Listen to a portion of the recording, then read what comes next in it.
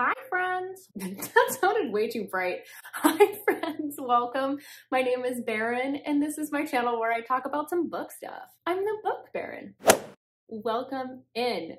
So today it's very cold in Seattle. Well, it's very cold for Seattle. I know, I'm a Minnesota girl, so I should be able to tough it out. So it's quite chilly, so I stayed in my snuggly stuff. But today I wanted to go through all of my TBRs since I started doing YouTube and just see how well I did. Spoiler, I did a lot better earlier on and got much worse the further on we got. I just wanted to see which ones I haven't read and talk to you a little bit about them. What are they about? Do they still interest me? Maybe I forgot about them a little bit, and see what from 2023 is still priority and what maybe is a lot lower down. Without further ado, let's get started with June. So June, I had one book that I didn't end up getting to, and that was A Ship of Bones and Teeth by Karina Halley. At the time, it was a new release. I loved the cover. It was pirates, and I was really in the mood for a lot of pirate books. And this one in particular is like a dark Little Mermaid retelling, but essentially things have gone wrong since she married Prince Charming, Eric, whatever his name is. Her happily ever after turns out maybe isn't so happy. So she ends up either being taken captive or somehow aligns herself with a pirate king type of guy, and ends up, I think she's his captive at one point, but they sort of end up working together. But anyways, that's kind of like the general gist of it. It's a retelling, so I don't tend to want to know a ton going in. So I actually did start reading this just a tiny bit. But I was reading another pirate book, Pirate's Queen by Riley West, at the exact same time. I was starting to get them mixed up. So I stopped reading Karina Halley's book and I just put it on the back burner. I still do want to get to this book, but I think I want to wait until summer to come back to this one. I've heard from quite a few people that they like it, but don't necessarily love it, and that it's a very slow start. So I think I have to be in the right mind space for a very slow moving book. Right now, that's just not where I'm at, and I'm on to much darker things. I'm not really wanting that type of fantasy novel, but I think I'll come back around to that in the summer. So is it still on my grand TBR? Yes. Is it a high priority? Probably not. Then we get to July, and I actually read everything. So I went back and cleaned up a lot from my June TBR that month, and then I had read everything that I had put on my list. So good job, me, gold star. So that brings us to August. And August, I had one that I didn't get to, and that was Luna Mare, and this is by Pepper Winters. So it's the first in a duet. I totally got sucked in by the cover. I love water imagery on covers. I think it's beautiful. I saw this when I was kind of scrolling around on Goodreads and on Instagram. Hold on, I'm gonna sit back a little bit farther because I'm realizing it looks like I'm not wearing a top. Do I just refilm the intro? No, I'm gonna keep going. And Pepper Winters is really known for a lot of her dark romances, and she really does a great job with them.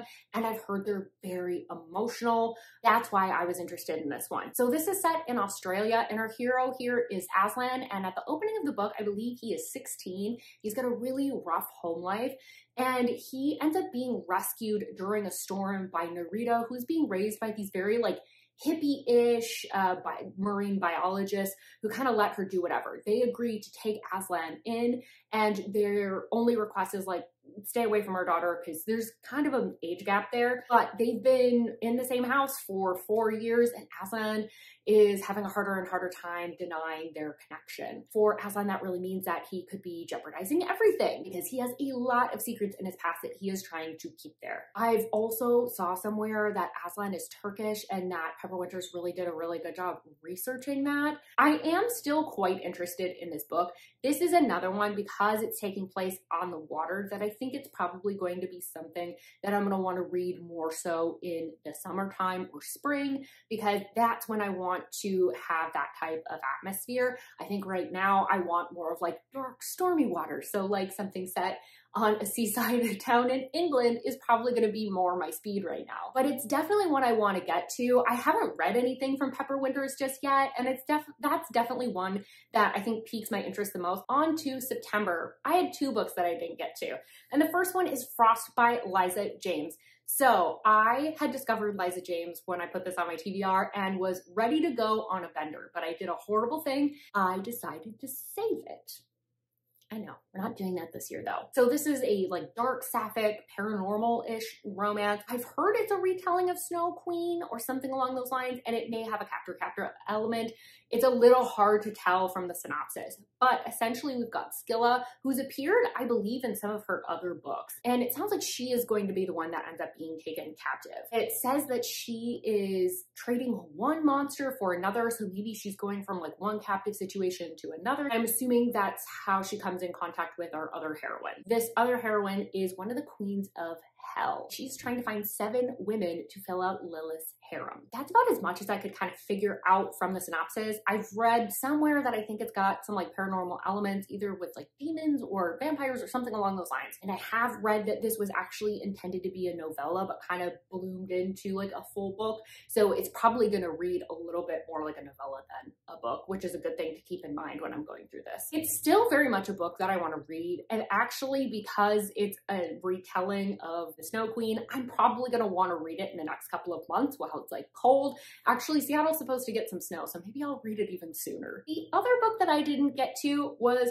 Heart Haunt Havoc, and this is by Freitas Moon. I had found this author through Harley LaRue's reader group and was really intrigued. And I was starting to get excited about spooky season around this time. And this sounded like a very unique premise. We've got a haunted house that seems to almost be attracting more haunted things to it. Have Colin Hart, who is trans and an exorcist, and they are summoned to this haunted house in Gideon, Colorado. He ends up meeting up with the non-binary owner, and they are working together to try and get this situation solved, but they're also trying to keep their skeletons in their closets, literally and figuratively. I still am definitely interested in this one, but again, I feel like maybe the season for reading this has passed a little bit, so I'm not quite as interested. And I think that goes for a lot of Freitas Moon's books in general, is because they tend to be very strongly seasonal. Either they're spooky or they're cozy, or they have a very strong atmosphere to them that I almost feel like I need to read them in season. But because I'm so interested in like all of their books,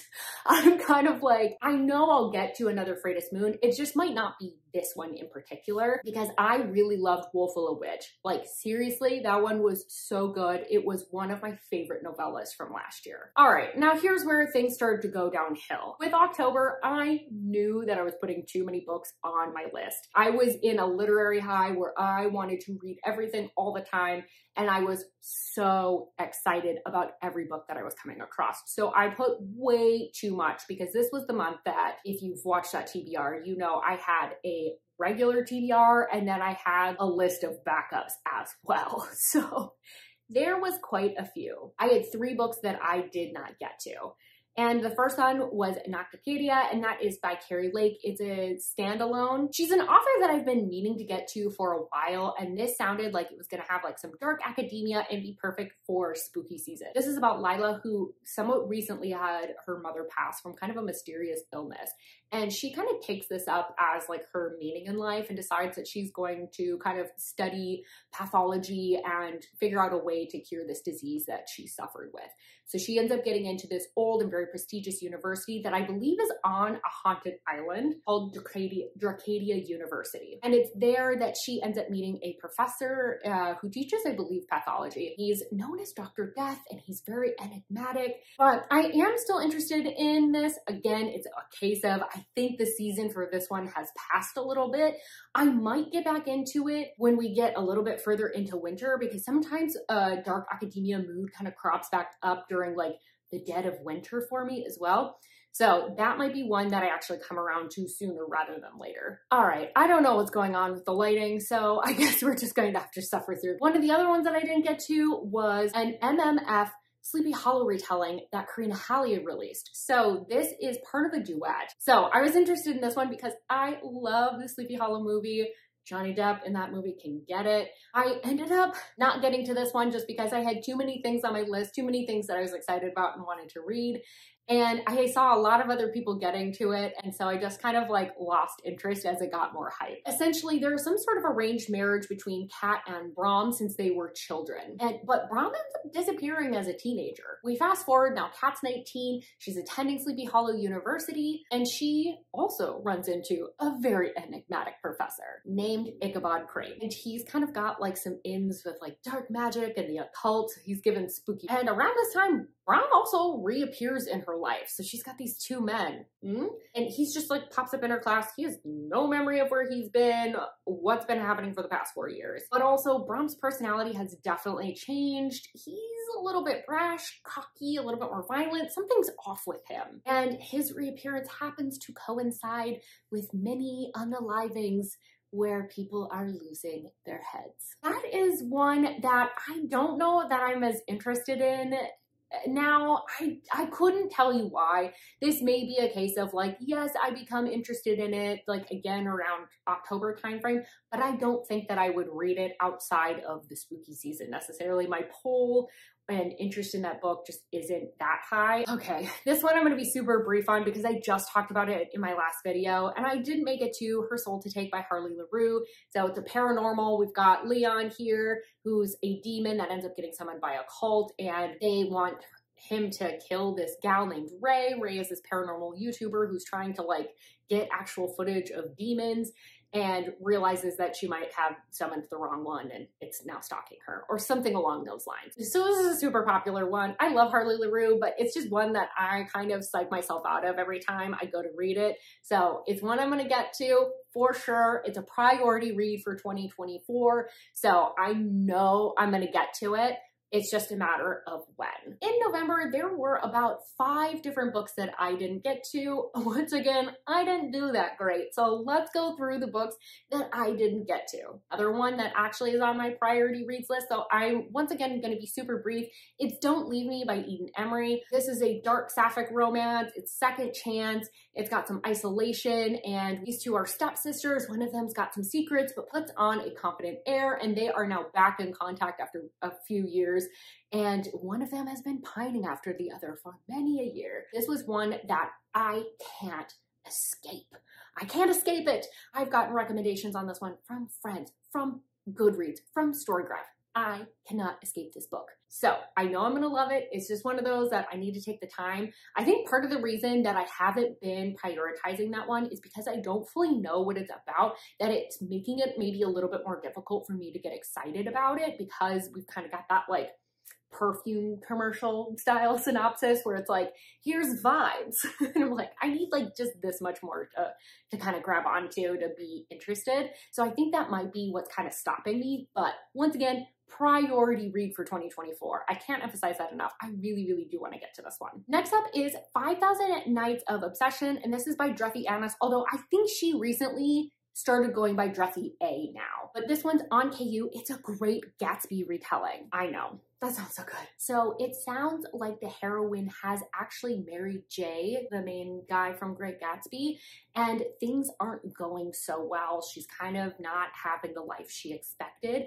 And Axel has become obsessed with her and is showing up in her life in a way that she isn't 100% sure that it's him, but she can just tell there's certain smells lingering, things out of place. She knows something's wrong. I am very interested in this one. I would say this is like a mid-tier. It's not the highest priority, but it's definitely something that I can see myself getting to in the next couple of months, because the next book in the series is a Romeo and Juliet retelling, and I am really sick of seeing Hades and Persephone ones, but I feel like these retellings that Dreffy is doing are just so different and fresh, and I want to give those a go because I love The Great Gatsby and I loved Romeo and Juliet when I was in high school. So I want to get to these books and have like a fresh, dark take on them. Next up is The Maiden by Celia Aaron. It's part of a 3-book series that follows the same couple, but essentially Lila's in this cult and she's following the prophet. And I think she's kind of like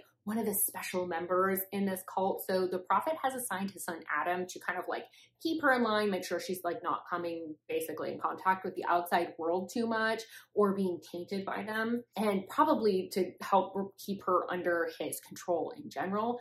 But the thing of it is that Delilah actually has some dual motives. She's there for another reason, and having Adam kind of like in and around her all the time is really threatening her exposure. And to make matters worse, she might be falling for him. So that's going to cause a lot of issues for our girl. I am still super interested in this one because it is around cults. It may be one that we want to do for the Tainted Love Book Club. So I may put it off just in case we read it for that. That's not a for sure. It's just like one that we maybe brought up. We're like, maybe we'll do this one. This is a book that I can't escape getting recommended once again. If for fans that like Asa Varelli, Nina G. Jones, Lily White, these are authors that I love, adore, think are phenomenal. So I'm sure that I will love this book because it has so many elements that I like, and because honestly, Celia Aaron is known for her really well done dark romances. I am definitely excited to get to that one. Again, it might be more of like a moderate priority because I want to see if we want to read it for the book club or not. Next up is one that was also in my priority reads for 2024, and it's Ecstasy by KV Rose. So this is once again on KU. It's first in a series. It's a dark romance, toxic relationship, and it's either menage, why choose, or love triangle. I don't know which, but basically we've got 3 different characters. Zara is struggling with drug abuse. Eli is a star athlete and has some kind of like harbored hidden secrets. And Alex is a bad boy jerk, it sounds like. And these 3 collide, and there is like drama, drugs, destruction. So there's lots going on here. I've heard it's highly, highly toxic, and I love KV's writing. This is a very high priority for me. Obviously, it's on my priority reads on my last video. So I'm really excited to definitely get to this one. Still super high on my TBR. All right, and last one for this month is A Love Letter to Whiskey, which is by Candy Steiner. So it's a standalone that's on KU, and it's a like right person, wrong time type of book. This popped up on my radar because it's like everybody's favorite book by Candy Steiner. And I really loved her Red Zone Rival series. It was one that just hit with me. And so I have had this on my radar basically ever since, but I was not in the mood for the amount of tension that I've heard is in this book. I actually don't know that much about this book other than there's a lot of tension. It's right person, wrong time. And I believe she nicknames him Whiskey. So I know that this is gonna hurt my fifis. I'm gonna have to be in the mood to be frustrated and have my heart stomped on and have just a ton of tension. So I'm waiting to be in that mood, and right now is not the time. So once again, it's more of a moderate priority, definitely still on the TBR, but I don't know that it's going to be read in the next couple of months. And finally, we have 5 that were from December that I didn't get to. So let's go over those bad boys. First, we have Marlo Locker's novella that was supposed to be like a Christmas and what am I trying to say? Halloween. Jesus Christ. The brain cells are fleeing the area. Christmas and Halloween novella. She never ended up releasing that, or if she did, I didn't see it. So it's something that if she does release, I'll read around Christmas time, but I don't really have anything else to say about that one because I really don't know that much about it. I still hope she puts it out because it sounded so cool, and the reel she did for it was perfection. It's supposed to be like more of a monster, ghoulish heroine, and the hero is like shy and soft and a little bit more submissive. And I think he's like a Christmas elf. Next up is Redemption by Kenya Wright, and this is more of like a mafia style book. Heroine was essentially escaping a domestic abuse situation, but gets caught in a storm and ends up at the hero's house as a result, and they're all trapped there together. But they've got her husband kind of like lurking in the background, but because Hero has this mafia background, he is not at all stressed out by this. He's like, bring it on, and they all end up starting to kind of bond. Her kids are there, and they basically spend a Christmas snowed in. So this is one that I don't know. I do want to look at different books from Kenya Wright's backlist because I think she probably writes stuff that I'll like.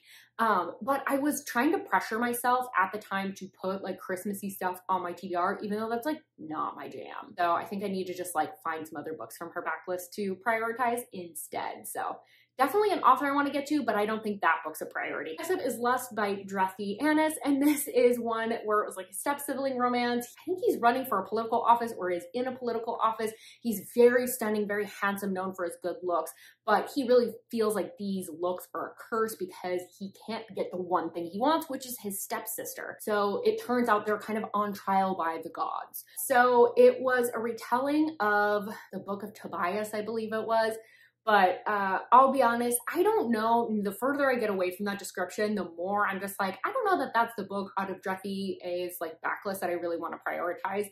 That Romeo and Juliet one that she just released sounds so good. Seriously, go check that one out. So I think that one's more of a priority than Lust. I'll probably get to it at some time because I do love a step sibling romance, but even when I had it on my TBR, I had kind of mentioned, I don't know if the gods portion really interests me that much, and I think that kind of deterred me from actually reading it. So that's where we're at with that one. Next up is Three Kings by Freydis Moon, and this is got some Icelandic folklore. It's a standalone. It's, I think, more novella length, and it's supposed to be sort of like a cozy fantasy. We have a husband duo that are living on this island, and one of the husbands is a sailor, and he ends up finding this selkie, and they bring this selkie back to rehabilitate them. And that really falls on the other husband that is mostly home and just kind of tending to their garden. And it actually kind of like turns their life into chaos because now they have this additional person, and maybe we're introducing another person into the mix, and we have some fertility issues going on and all sorts of stuff like that. So I've heard it's super cozy. I love the cover. I think it's stunning. Once again, this is one, I think it's super seasonal. I think the season has passed for this one for the moment, and I'm kind of okay with that. And I might just save it for next year around Christmas time. So there's a lot from Freydis Moon's backlist that I'm super excited about. I just don't know that that one's like a top priority anymore. And lastly, we have Gold, and this is by Raven Kennedy. This is a King Midas reimagining. I believe this is the 5th book in the series.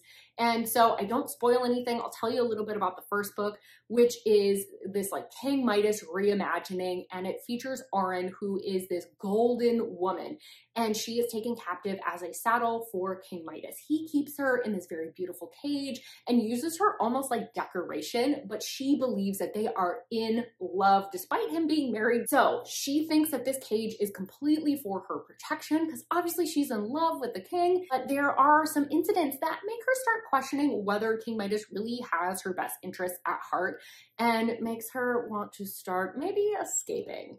So I didn't get to this one because I realized I hadn't read the 4th book in the series. I don't know how I made that mistake. I went to start reading this book and was like, oh, maybe I don't remember that much from this series as I thought. Kept thinking about it, and I looked at my Goodreads, and I went, huh, I didn't read that 4th book. So I couldn't read the 5th book. So I do want to get to that one. I think because I realized I'm now 2 books behind that I'm feeling a little put off by the series, which is stupid because it's my own fault. It's one that it's on my TBR, but I don't think it's a high priority, especially knowing that the series isn't finished. I might wait for it to finish and then go back and binge the last 3 books. I have a pretty good memory about like where things left off there. But I will say one of my friends was texting me. She's the one that was also obsessed with like Crescent City and everything Sarah J. Maas. She texted me saying that she was reading this series and she blew through all of the books and was wanting to talk about them. And so now I'm like, oh crap, do I read those so we can chat about it? Those are all the books that I didn't get to on my TBRs. So I think it does make me realize that I need to rethink how maybe I'm setting up some of my TBRs and make sure I'm really in love with the books that are on there, and I'm not just putting them on there because I'm trying to find a book that fits like a certain theme or feeling. This made me really excited about a bunch of books that I haven't gotten to. So with all of that, the sun is now disappearing. How convenient. Let me know, how did you do on your TBRs? Is there anything that's kind of lingering that you wish you had gotten to that you haven't yet? Do you have some top priorities of books that you keep putting off? Have you read any of these books? I know that a couple of them are pretty popular. You all really wanted me to read them and I didn't, so I feel bad about that. But I would love to hear all about it in the comments. Don't forget to like this video if you liked it. Subscribe if you want more content from me. I really hope I see you on my next video. Bye-bye.